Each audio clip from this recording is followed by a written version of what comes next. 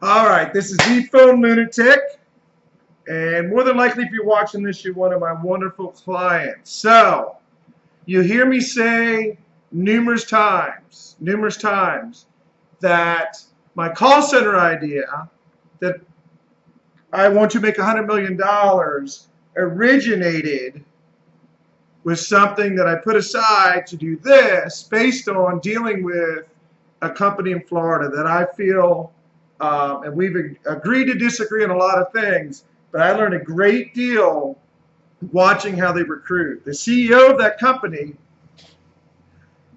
used to own a ton of brokerages in Canada that he built by picking up the phone and calling. That's what he did. They said he was relentless. The best agent he ever recruited is his actual partner and president of that company now. And the story basically says he got him because he just kept calling and calling and calling. And it works. So let me start with this. And I've said this to you guys, but I want this to really sink in. Okay? The basic premise of my business is on one fact. I do not believe you can be a franchise owner and do the three things that matter the most. I don't think you can do them. I don't think you can do the recruiting calls, which is the fastest way to growth, the best way to growth, okay? I don't believe you can do the interviews.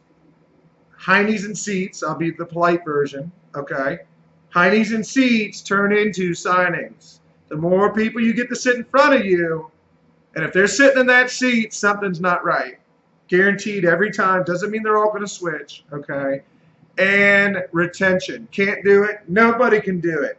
And the hardest part of it, as far as just it's horrible, okay, is the calls. And that's where I come in.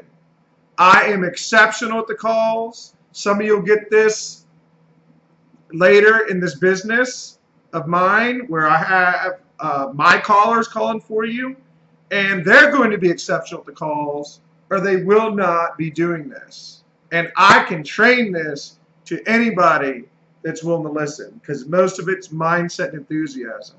Okay? So I wanted to start with that the best way to do this is have one person call and the other one interview. But the thing is we got to achieve continuity. If I'm here and you're here, it's not going to float. They're going to think I'm pawning them all. If we flip it and I'm down here and you're this person, it doesn't work because they won't take my recommendation seriously. If we can achieve continuity where we're partners, where we sound the same, at least for the first couple minutes in the interview, it works every single time. And I learned it with the real estate calls, but it applies to these calls. If there's no continuity, I don't care how good the interviewer is. It just simply does not work.